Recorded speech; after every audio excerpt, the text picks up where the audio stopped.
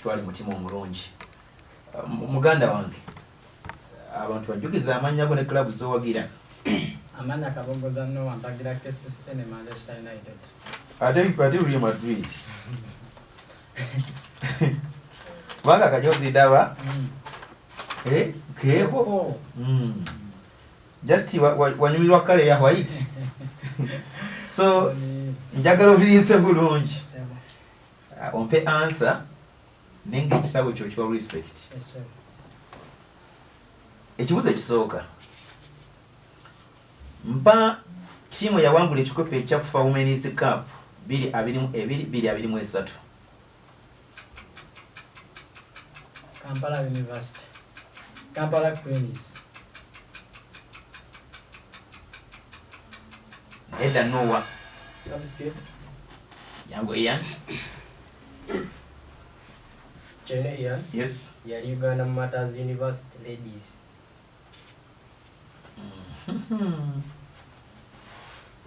Ngawa doko kunga tawaya. Kali kama point.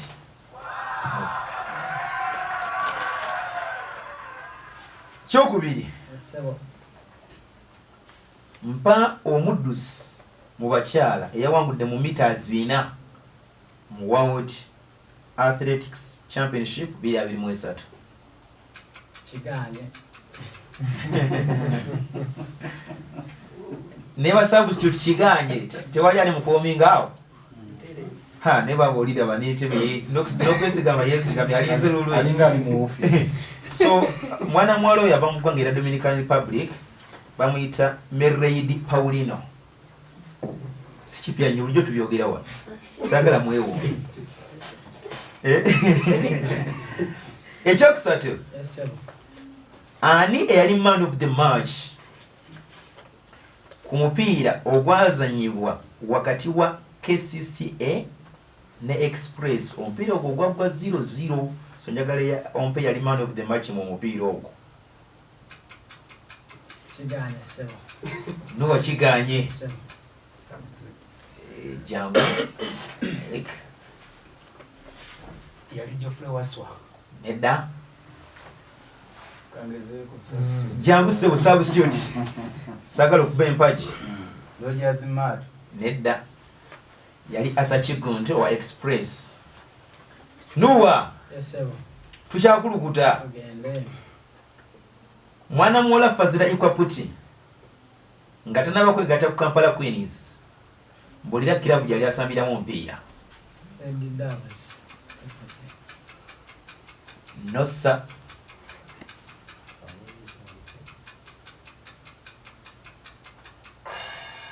Iye ni mufo gy'okulonda ebibuuzo ali mu kumwenya. Okumwenya ko. Eyali etimu yali ya Cyprus. Bagiyita Omonia Women FC because yava mu Cyprus.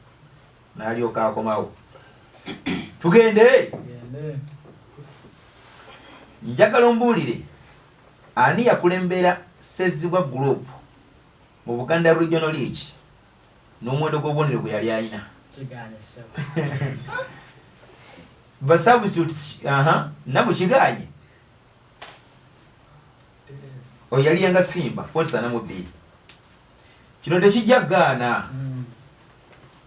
Mpa ebyava mu mupiira gw'embogo ekika eky'embogo. Yes sir. Game gye bazanya mu bika bya Buganda semi-finals omupiira ogwali gw'okuddingana. Omupiira ogwagwa 0-0 sebo. Ne bagenda mu penalty oluvannyuma lw'okutaayinga embogo nejjamu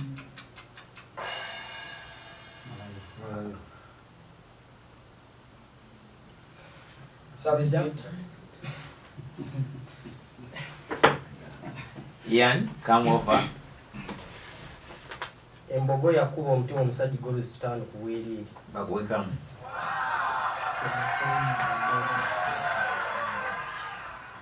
Kino kya radio. Yes sir. Radio Wuddu ebeera n'amawulire ku makya. Monday paka Friday. Yes sir.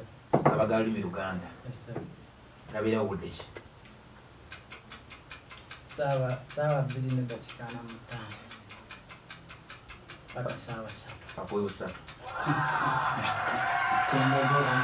Kale okyali twende muddeyo muntu wabulijjo mwebule kubeera nga ate mugikumiddeko mwebule kubeera nga ate muwuliriza mukulu weefuge mwebule kubeera nga ate muwuliriza ye Nantamegwa Webyemizannyo kakyayi kanoze omukulu kozi gwani terera ku muzindaalo Sewante to Sewante Ronald from your sister wish you success yatadde mu bbaasa njeru okumanya nti ali kireni akwagaliza buwanguzi lwapoteradde kumanya naye Sabrina yamulabyeko kwako taata yagala kugwa muzindaalo ate mpereza ebibuuzo olonze Sewante ovaawa mukimanya bbi ogenda kuddusaawo bigere ku luno olina yakwerekedde kale ekibuuzo ekisooka mpa obudde program gye bayita night groove bwebera ku mpewo eza radio budde ebeerawo ku Sande okuva ssaawa 5 mpaka 11 bakubwe ntandikidde gy'omanyi ekibuuzo ekyokubiri mpa ebyava mu finals ez'okubaka emipiira egy'ebika bya Buganda engeri yawangula ennyonyi ennyange obugobanamu 42-35 Substitute. 37-36 jangu substitute Chene iya. Enyonyi nyange yakuwenge obugoba 37-36. Olaba omwadde ansa okubaala bikabadde agimanyi kasitanda babriefinze tugende mpa top scorer owa Buganda Regional League a season ewedde ne club mwe yali asambye kigani ebale kusiiba tewali jangu substitute Yali Dennis Omedi. Jangu oyo yali omuzanyi wayita Abumayanja ye Sam Semugugo owa Simba FC ne gozi 20. Tugende omukyala gwe bayita Juliet Nalukenge musambi wa Uganda asambira club ki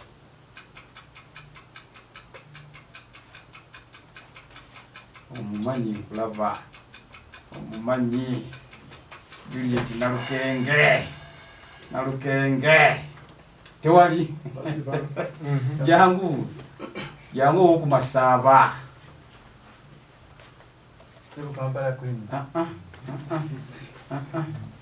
asambira timu ya Apollon Limoso ey'abakyala oba Apollon Ladies FC Juliet Nalukenge tugende tata w'abaana njagala ombulire ani yali man of the match mupiira ogwali ekavumba wakati wa timu ya Bright Stars ne club ya Vipers mu game Bright Stars yakuba Vipers 1-0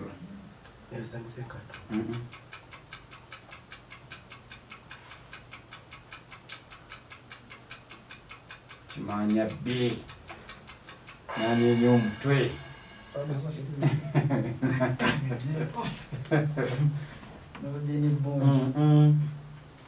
jangu Yali Gideon Eto. Yali Hassan Matovu muyombo wa Bright Stars. Tugende taata njagala ompe omukyala eyawangudde meters omutwalo mu mpaka eza World Athletics Championship ezakakomekerezebwa neyesigama tamumanyi waliwo mulonda waliwo substitute ye Budafu Segai okuvako mu Ethiopia Wani Sereti nacho nade olabadde yakubuza ye Budafu Segai okuvako mu Ethiopia gwadompa mbadde nkimanyi kale onolonda ekirala ng'ogyeko Uganda Matters Lubaga ey'abakyala njagala ompya at least clubs endala 2 ezali ziwangudde ku FUFA Women's Cup Shikoprix ne Lady Doves. Kawempe Muslim ne Shikoprix. Jangu eri. Kuliko club ya Kampala Museum ne Shikoprits. Ekyo ndiya. Kuliko team ya Olira High School, that was 2017. UC Olidi Cardinals 2018. Ne Makerere University Women Football Team 2019. Ian. Wanza akapira kakulema. Waliri okungiriza goli ya Sekibengo jja kuba numasa. Akasajja kabasali simanya kabakuye shot. Nenga gwe iyo. Ndijire bako diwetyo. Nani nawe ntebera. Ian abantu bagamba banyago. Nze kibine Ian. Kirabu zo wagira?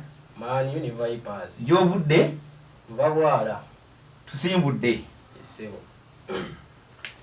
Njagala ombuulire. Timu kye yawangula Empaka FUFA Women Cup mu kampeni ya 2022 Kawempe Muslim. No sa Substitute.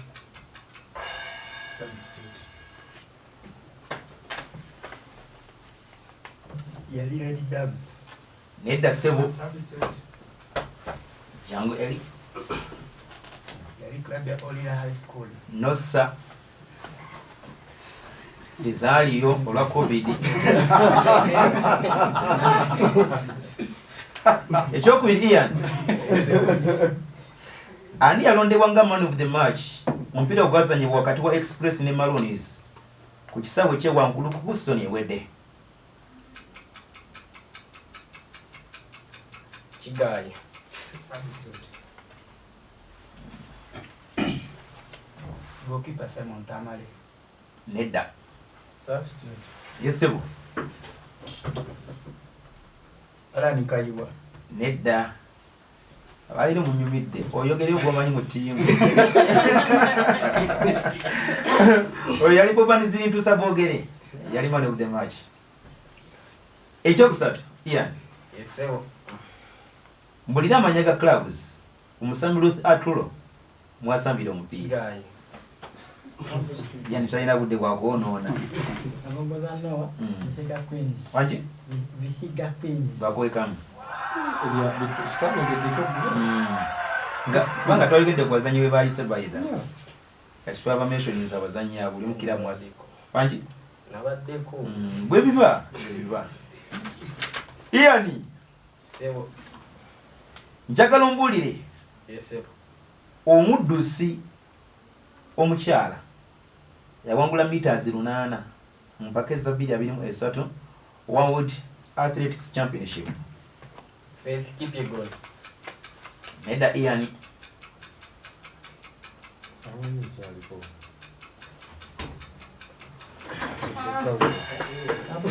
yesebo Omukyalo oyo bamuyita Mary Mala. wanki Mary Mala.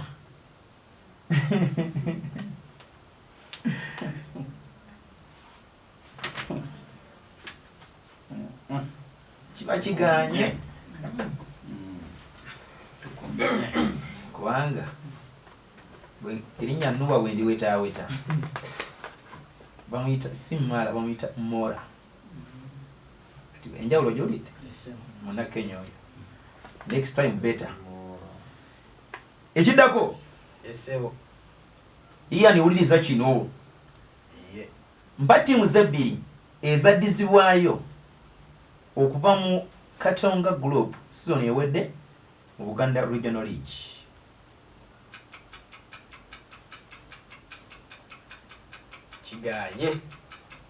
kiganye basubstitute kiki omupiira mukutidde gale obuuza nagenda okumwaliza obusiba nga ddakiika ziweddeyo yali Kiwanga United ne Standard High School zana ekidirira ekisembayo Ian owulira Esebo. ekika eky'embogo bazanye mu bika bya Buganda 223 mu finals Ye. bwolira ttiimu gye bazanya ne mu quarter final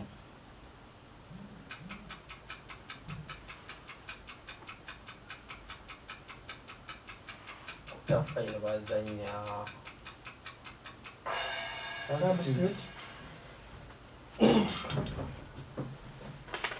Sebembogo yasamba fumbe Bazira Dennis. Embogo yawangulira penalty zali 5 ku 4 oluvannyuma lw'okunemagana mu aggregate mu game eyo. Ekisembayo kino no kya radio ekirungi olizanyo radio buddu era nkimanyi nti kati buno busatushuwa mpa olunaku n'obudde programu yatumusinze weberera ku mpewo za radio buddu tumusinze berayo ku Sunday kuva sawa 4 mpaka 5 bakwebusatu omulangira Kalema ali eri kati n'okugulu twabusijja kayita kavudu talina kugulu awanise genda ku Valley Cave restaurant wenywera akacyayi waliyo ekyenkya waliyo ekyeggulo waliwo ekyemisana waliyo ekyaluli byonna olya wali ku Valley Cave restaurant ze semi-finals eza Nantamegwa abagenda mu finals zijja kubeera ng'ennaku z'omwezi 3 omwezi guno owekulula Wanise. wetuyitanga tugenda e Kampala lwaki temuteekawo obunyama netutya ku bunyama mujja buteekawo tugende koza amanyani Bazira Dennis lwakwa abadde balanga Bazira Deriki. kale Bazira Dennis kasita weetegedde nti gwajja nojja ekibuuzo ekisooka njagala ompe teams ezaddizibwayo okuva mu Buganda Regional League mu kibinja ekyassezibwa kigaanye tewali substitute wadde ye ttiimu ya Sinage ne ttiimu ya Lugazi Nabugabo United. Ekibuuzo ekyokubiri Sandra Nabwete mu mumanyi sikyo mpakira bumwasambira Sandra Nabwete ne Kampala olimbye Medida olimba sebo kigaanye. jangu Azanya mu club ya Kawempe Muzimu. Ali mu yusiwe nikati.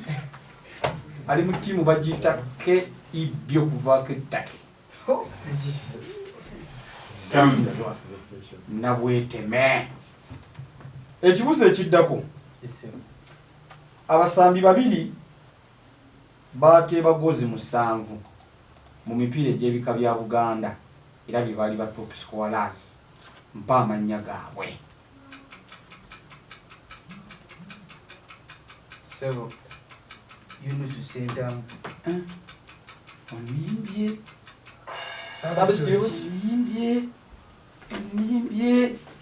ya Shakib Mayanja otyo Matobusula Malunda onimbye onimba Matovu Sura Maluda ne Abubeka Mayanja Substitute. kimolobye alabika akipanje Shakibu Mayanja oyo budde emwanjudde olwaleero ng'omusambi agenda obbasambira ne Joseph Semujjo Owengo bonna bagozi 7 awitugeza mpa omusambi alondebwa nga man of the match mupiira ogwali ewankulukuku wakati wa ttiimu ya Villa ne URA. Villa ne URA.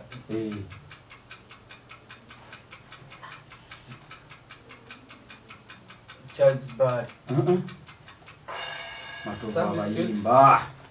Matovu abayimba yali Kenneth Semakula. Substitute.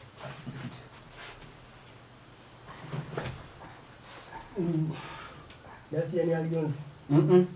yali Najibu Fesali.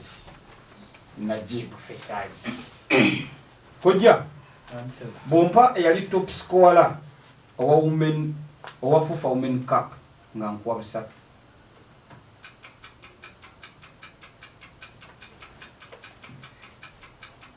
Kigaanye. Substitute Yeah. yali Anita Babirye. Singa mbadde nina obuyinza obukwongera obulala nandi bukuwadde. Tugende bakuwekamu takuwa bulungi omuyazi. Muyinza okuba mwemanyiganye eyo nga mubaka mulina akapiira njagala ombuulire omusajja eyawangula meters 200 mu mpaka eza World Athletics Championship kankwanguliza ava mu ggwanga lya USA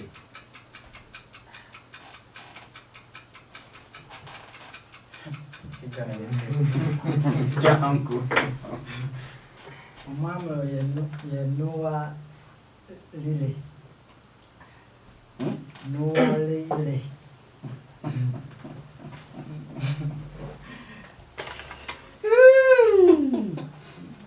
matuvu sigenda muwa bwempulira soko gye tulabe yenuwa rayos kino kibbi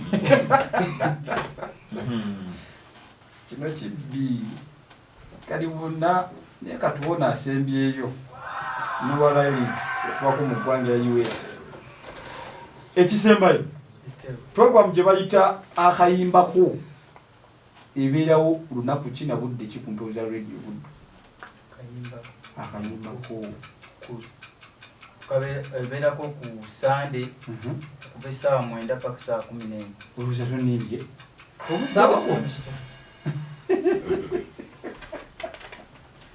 Programu akayimbako ebeerako essaawa 9 mpaka 12 ku Lwomukaaga. bakuwe peni nakuwulira ng'ogitadde ku sanda ayinza okuyomba obusungu bwawulira weewuba bwadde eno kati obusungu amaliddeko Austin laba Austin akiguddeko ekiro ky'olunaku olwaleero Eric amanya gabagambe gonna sebo Luyimbazi John Eric omwagizi wa Chelsea n'essaza lyabwe omuyakabiza amaziga ku weekend olala nakuwesayo tusimbudde mpa omuzanyi yali MVP mu FIFA Women Cup 2022-2023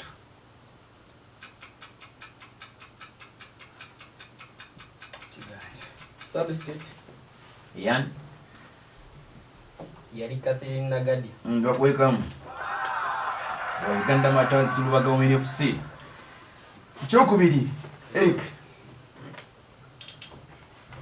Mbulire yalondebwa nga man of the match mu mupiira ogwazanyiwa ekitende Vipers mu yakubira Express okwagala okumutta zali goal 5-2 ani yali man of the match mu mupiira ogwo Yunus Junior Sentam Neda Eric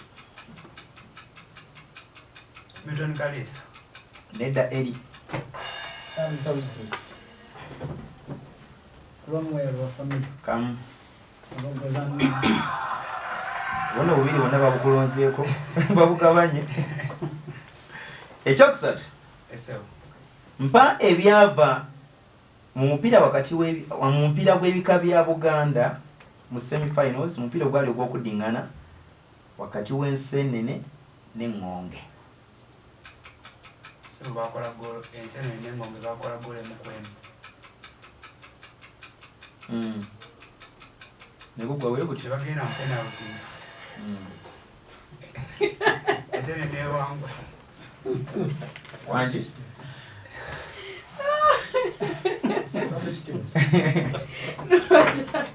omupiira gwali gwa goal emukwemu ne balemagana mu aggregate ne bagenda mu penalty Engonge n'ewangula Enseenene eggoolo 9-8 ansi entuufu kam Webyemizannyo ekirala Eric Esebo mpa amannya g'omuddusi yawangula mu meters 4 mu baami mu World Athletics Championship 2023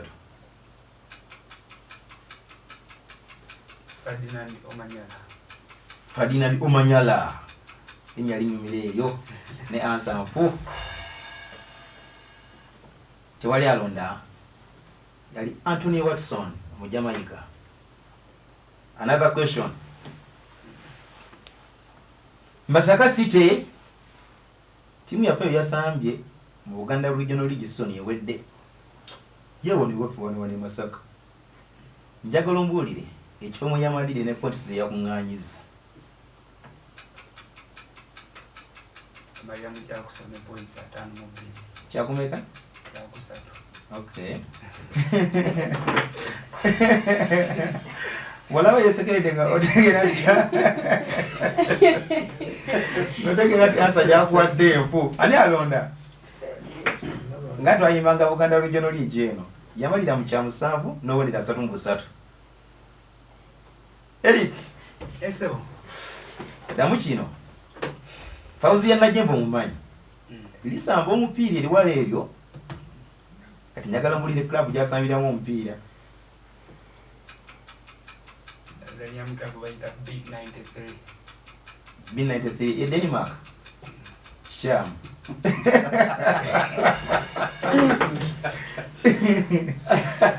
Asambira mu ZFK Dinamo Moscow. Bagwega. Webyemizannyo. Nate ebyo byamutunulize engalukalo Ekyannime kyabadde kyambogo. Webiba. Damu kino kya radio. Radio Buddu ena program bagiyita ekintabuli. Njagala ombuulire obudde n'olunaku program eyo weberera ku mayengo ga Radio Buddu. Ebiro lwa 6 essaawa ziba 6 paka 7. Ez'emisana. Substitute. Ebirayo kuba 6 okuva saa 12:00 paka saa 3. Bagwekamu. Kale omuliza wa Radio Buddu yagenda okutwala emitolo gyaffe 10. Teri atawuliza Radio Buddu agenda kutwala emitolo gyaffe 10 tebabalimba. Era Prose Kabanda ngambye wano omwana oyo abakugwa mawulire egabeerayo mbadde nze mwefulumiza mu studios. Mugamba kale nga bwafulumyani manyi olina amatono Prose Kabanda. Kale ekitundu ekisooka bwekituba ekitambudde ze semi-finals ezenteekateeka ya Nantamegwa tugenda kubanga tumulamuko then today n'ekitundu ekyokubiri eky'ebibuuzo okuvaako wali ebweru w'eggwanga tuva ku Radio Buddu radio ey'omuntu wa bulijjo.